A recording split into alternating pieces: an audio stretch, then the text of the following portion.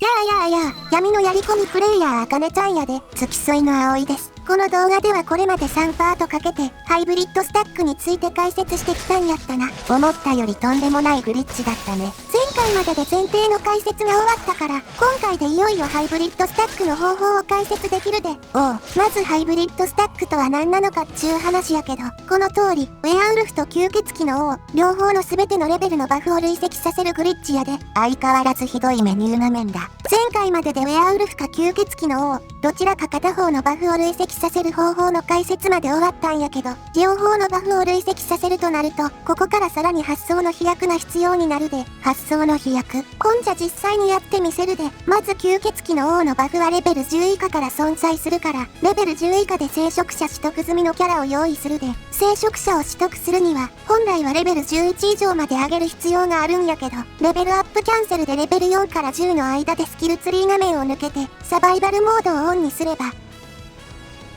スキルツリー画面を開いてもレベルが上がらんから、レベル10以下で聖職者の取得が可能やで、サバイバルモードのおかげで本来より低いレベルで上位のパークが取得できるようになったんだよね。そしたらサバイバルモードを解除して、同時変身するで。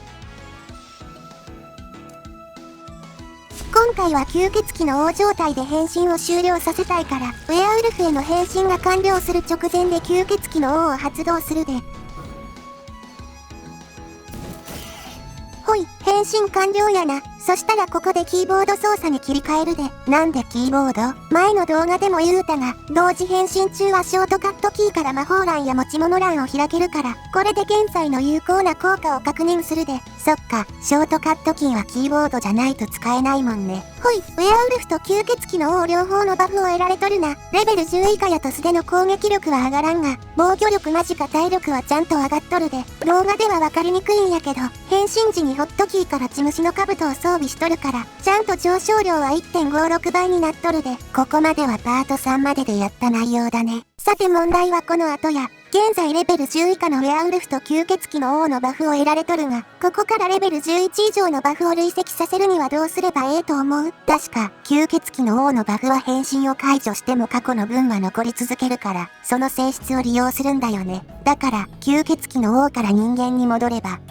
あれ、そうしたら現在のレベルのバフは消えちゃうよね。かといってウェアウルフから人間に戻ってもバフは消えちゃうから。これ無理じゃない？そう、結局人間に戻るときに必ずどちらかのバフは失われてまう。せやから、逆に考えるんや。逆に、人間に戻らなくてもええや、と。いやダメでしょ。なんでや？なんで人間に戻らなあかんのや？それは、だって、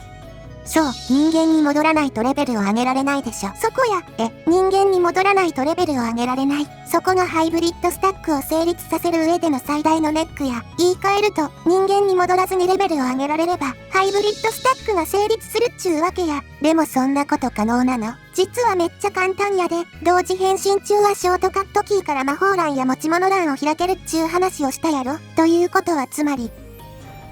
ショートカットキーからスキルツリー画面を開くことも可能なんや。デフォルトやとこのキーやな。あとはレベル11から16の間でレベルアップキャンセルでスキルツリー画面を抜けて、24時間待機してからウェアウルフに変身して、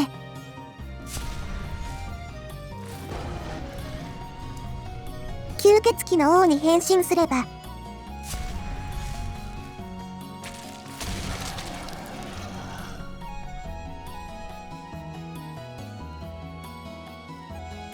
ほい、レベル10以下と11から16、両方のバフを累積できたで、本当に簡単な方法だった。あとはこれを5レベルごとにレベル46まで繰り返せば、すべてのレベルのバフを累積できるで。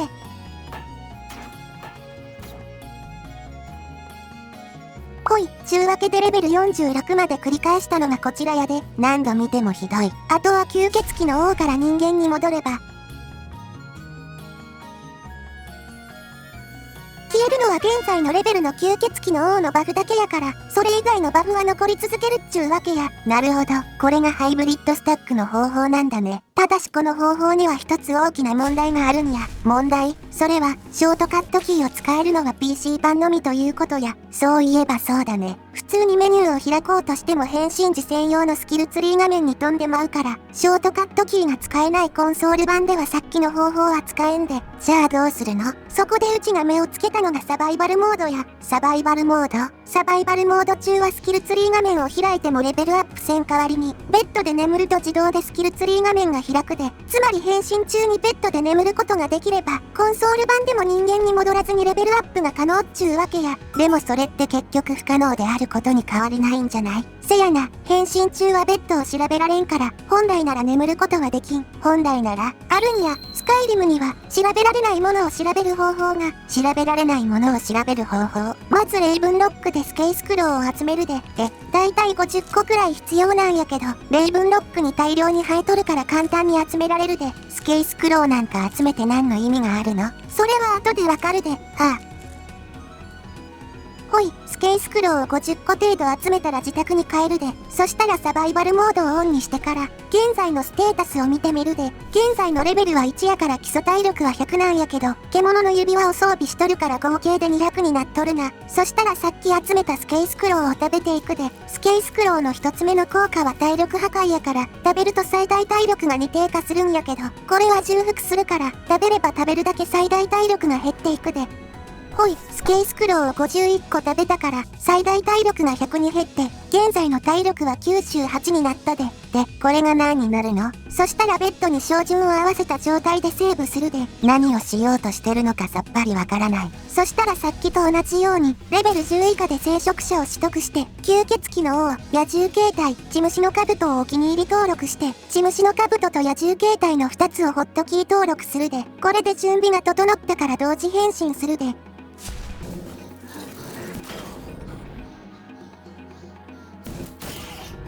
ほい、変身完了やな。マジか体力のバフが 1.56 倍になっとるから、ちゃんと血虫の兜の強化が乗っとるで、ホットキーからの装備変更ならコンソール版でも可能なんだね。ほんじゃ、この状態で一度セーブするで、それでこの後どうするの？さっき作ったスケイスクローを食べた状態のセーブをロードするで。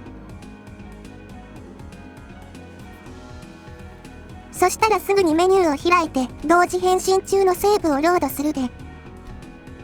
で、ロード中に決定ボタンを連打すれば。ほい、変身したままスキルツリー画面を開けたで。今何が起こったの？本来なら調べられないはずのベッドを調べて、サバイバルモードの仕様でスキルツリー画面を開いたんやで。ちょっと何言ってるのかわからない。これについての説明は後にして、先にこの状態でウェアウルフに変身する方法を説明するで。ショートカットキーは使えんし、吸血鬼の王状態やとお気に入りメニューを開けんから、24時間待機してから、ホットキーで野獣形態をセットするで。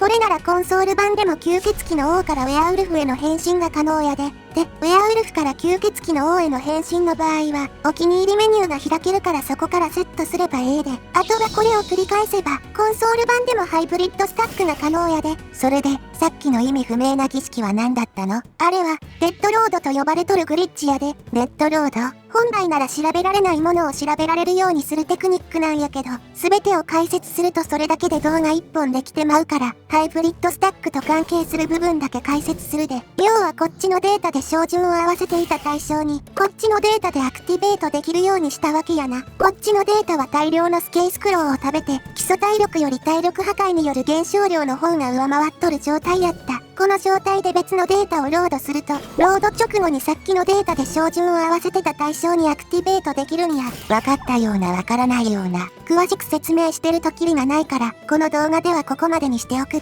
重要なのはこの動画の通りにすればハイブリッドスタックが可能っちゅうことや、もっと詳しく知りたい人は、シックリフ氏が投稿した、This new glitch will change the way we play Skyrim forever っちゅう動画で解説されとるからそれを見てくれ。出たわね。注意点として、別のセルのものにはアクティベートできんから、2つのデータは同じセル内である必要があるで、それと、サバイバルモードがオンのデータとオフのデータを交互にロードすると、スカイリムが落ちることがあるみたいや。せやから、両方のデータでサバイバルモードはオンにしといた方がええで。ほんじゃ、解説は終わりやから最後まで飛ばすで。ほい、レベル46までのバフを累積させたから、吸血鬼の王から人間に戻るで。あとはメニューから有効な効果を確認すれば。ほい、この通りコンソール版でもハイブリッドスタックができたで、かなり複雑な手順だったけど、なんとかなるもんだね。この状態で吸血鬼の王に変身すれば、素手の攻撃力716、防御力5531まで上がったで、ひどすぎて草。本当はまだ解説せなあかんことがあるんやけど、そろそろ時間が厳しいから今回はここまでにするで。